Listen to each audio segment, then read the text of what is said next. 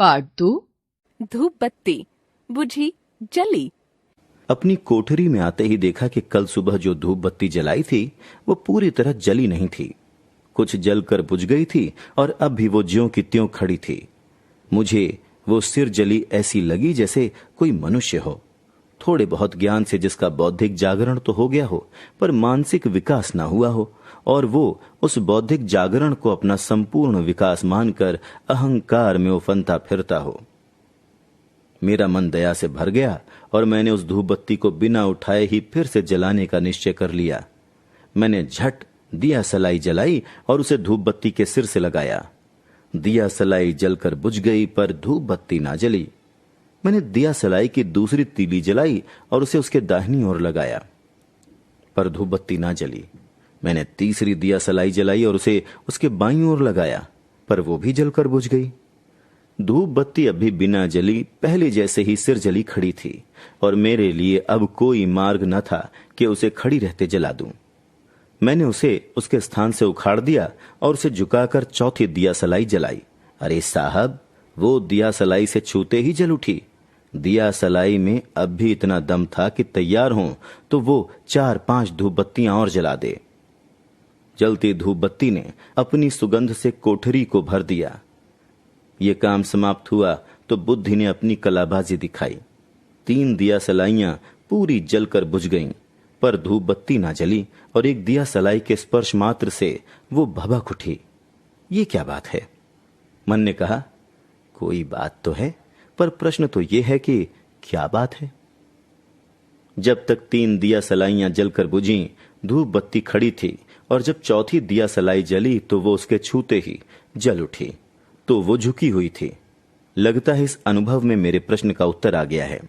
धूप बत्ती खड़ी हो या तिरछी, उसमें जलने की शक्ति बराबर ही है, पर खड़ी हुई धूप बत्ती दिया सलाई की ज्वाला को ग्रहण करने में असमर्थ रहती है और तिरछी धूप बत्ती उसे सुगमता से ग्रहण कर लेती है, क्योंकि झुकी हुई धूप बत्ती को दिया सलाई अपनी लौ के पूरे घेरे में ले पाती है और सीधी खड़ी को नहीं। तो ये निकल आ रही है बात में से बात कि किसी से कुछ लेना हो तो झुकना आवश्यक है। साफ साफ यूं कि पाने के लिए नम्र होना आवश्यक है। लोकोक्ति है, बेटा बनकर सबने खाया, बाप बनकर किसी ने नहीं। ये बेटा बनना नम्रता ही तो है। याद आ रहा है संस्कृत का एक श्लोक जिसमें विनय को सुख की कुंजी बताया गया है। भाव है, विद्या से विनय, विनय से पात्रता, पात्रता से धन, धन से धर्म और धर्म से सुख की प्राप्ति होती है। इस तरह पात्रता का मूल है विनय, नम्रता।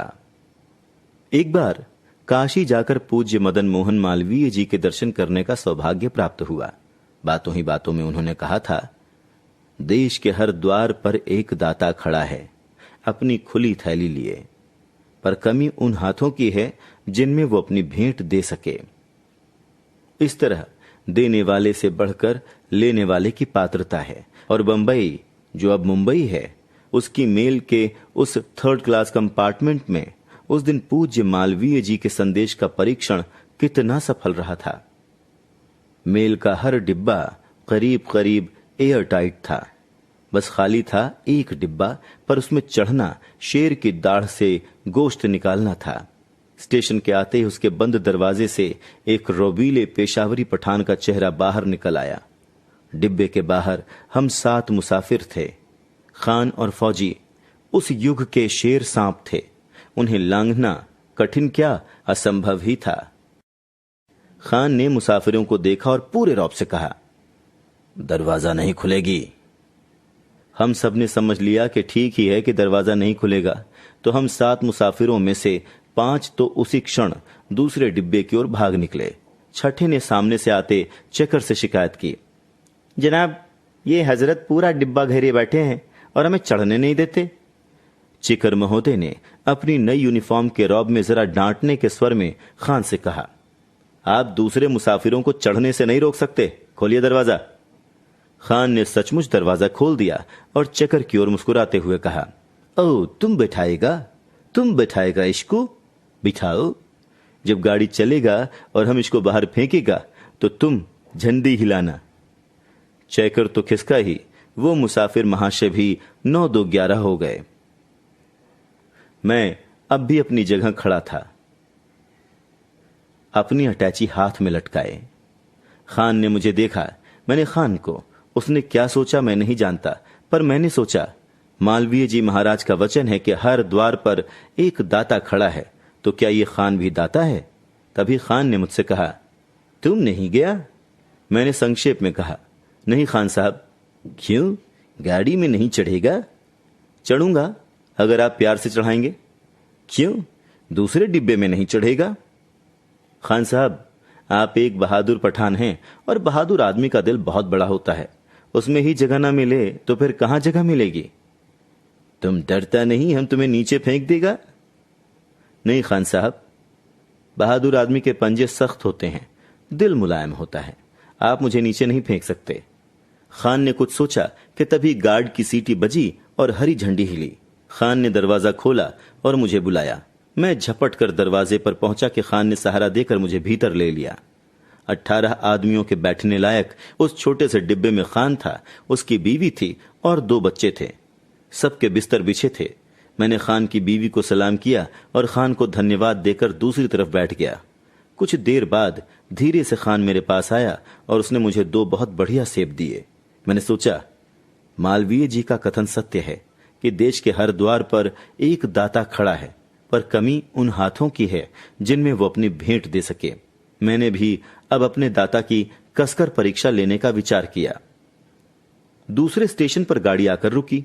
प्लेटफॉर्म मेरी तरफ था। 3 मुसाफिर बाहर थे, 2 जवान, 1 बूढ़ा। बिना खान की तरफ देखे मैंने जोर से कहा, बूढ़े बाबा, ये खान साहब का डिब्बा है, उन्होंने मेहरबानी करके मुझे बैठने की जगह दे दी है। वो जगह मैं तुम्हें दे दूंगा और खुद खड़ा रहूंगा, तुम भीतर आ जाओ। उन दोनों जवानों से मैंने किसी और डिब्बे में चले जाने को कहा। बूढ़े को भीतर ले अपनी जगह बैठा दिया और दीवार से लगकर खड़ा खड़ा अपनी पुस्तक पढ़ने लगा।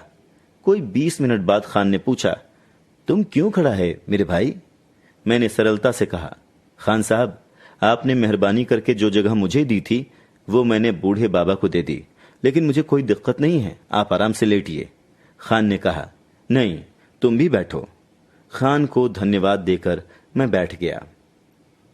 दूसरे स्टेशन पर गाड़ी रुकी तो मैंने एक स्त्री और उसके बालक को अपनी जगह बैठा दिया और खड़ा हो गया। कुछ देर बाद खान की बीवी ने खान के कान में कुछ कहा और खान ने मुझे फिर बैठा दिया।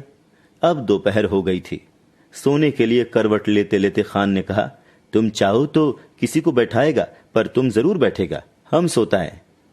और खान जब सोकर उठा तो हम 12 थे। खान देखकर हंसा और बोला, सरकार तुमको लोकल बॉम्बे मेल में रखे तो बहुत मुसाफिरों को आराम होगा। मैंने कहा, पर खान साहब, आपको भी मेरे साथ रहना पड़ेगा, नहीं तो मुझे खाली डिब्बा कहां मिलेगा। सभी जोर से हंस पड़े। शाम को 7 बजे मैं अपने स्टेशन पर उतरा तो खान ने मुझसे हाथ मिलाया और उसकी बीवी ने मुझे सलाम किया। लेखक कन्हैया लाल मिश्र, प्रभाकर।